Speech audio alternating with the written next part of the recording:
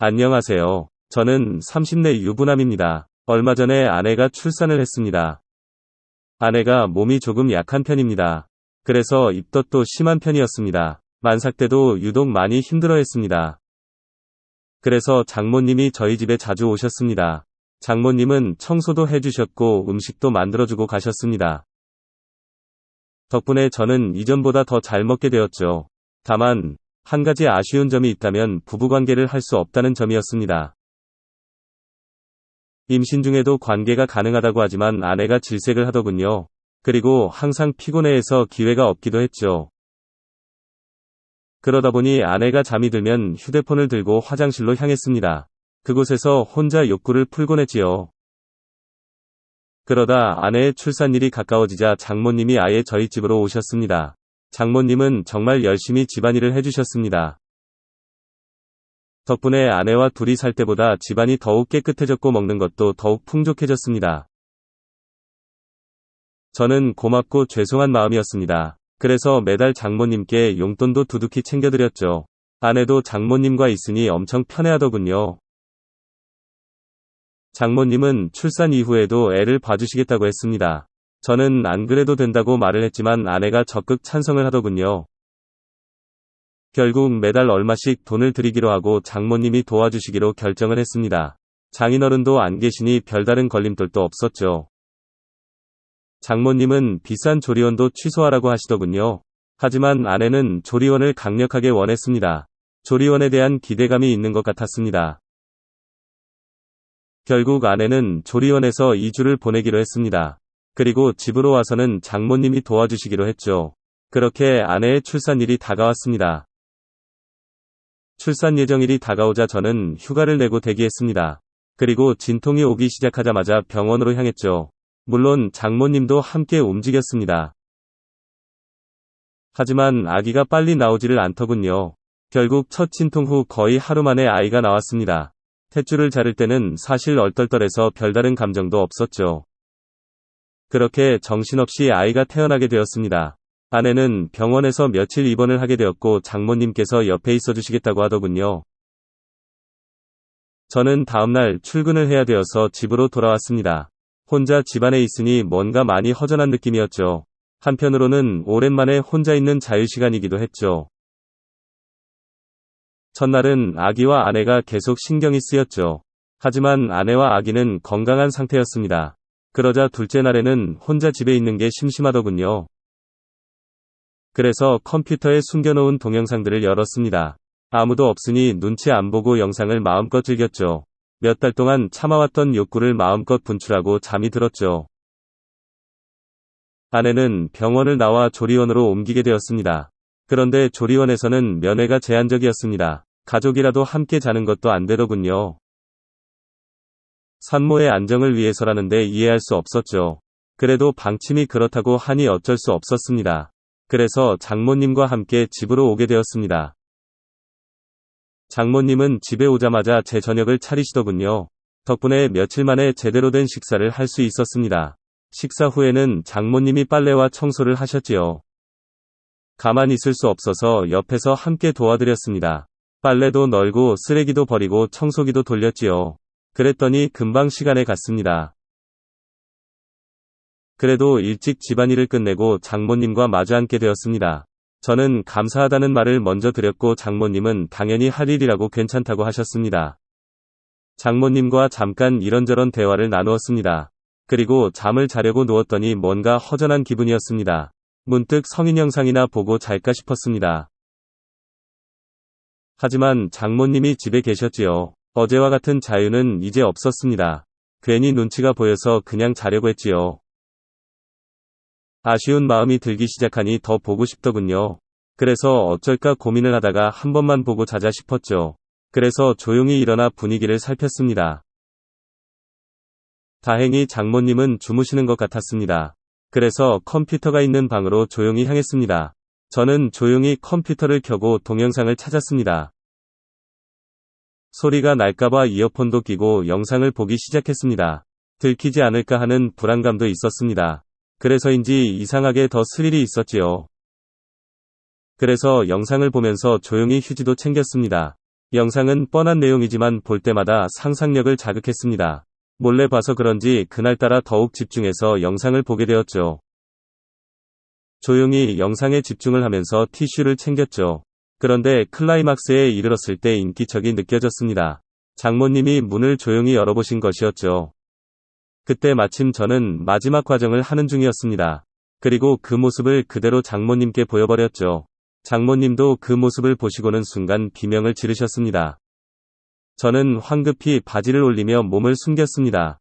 하지만 이미 모든 걸 보여버린 이유였죠. 그 순간에는 식은땀이 흐르더군요.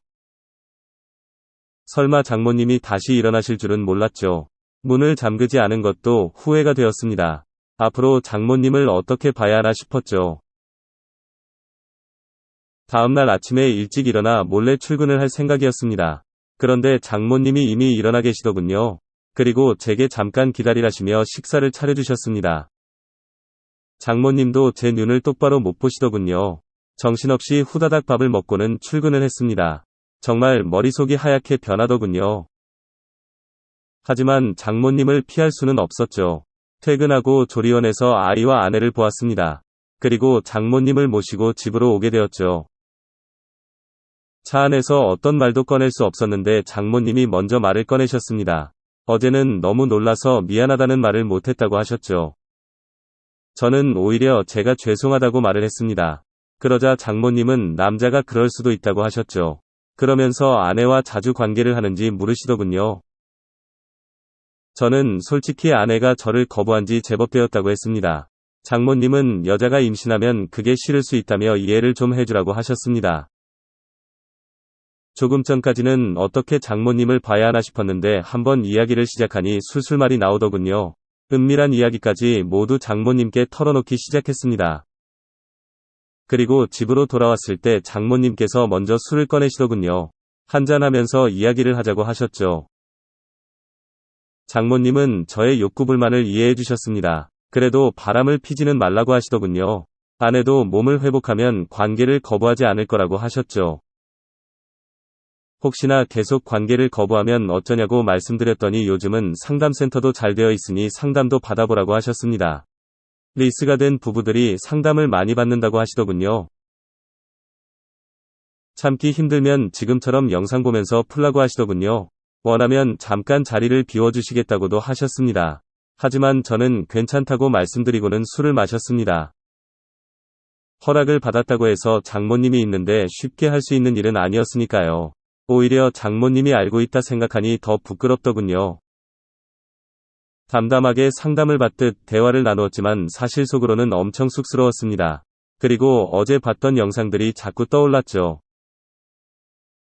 자연스럽게 장모님과 영상에서 봤던 배우가 겹쳐졌죠. 장모님도 혼자가 되시고 오래 직장 생활을 하신 분입니다. 나이에 비해 관리를 잘 하신 분이었죠.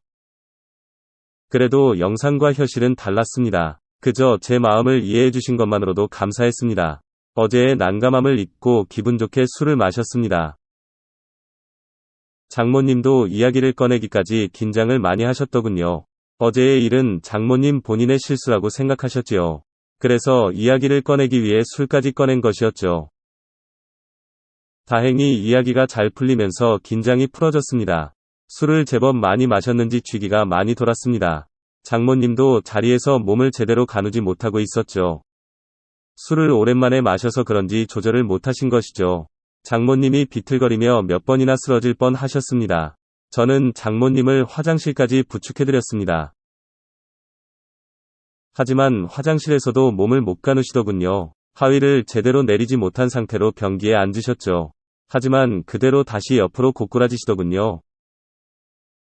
저는 장모님을 부축해서 변기에 앉혀드리고 옷도 제대로 내려드렸습니다.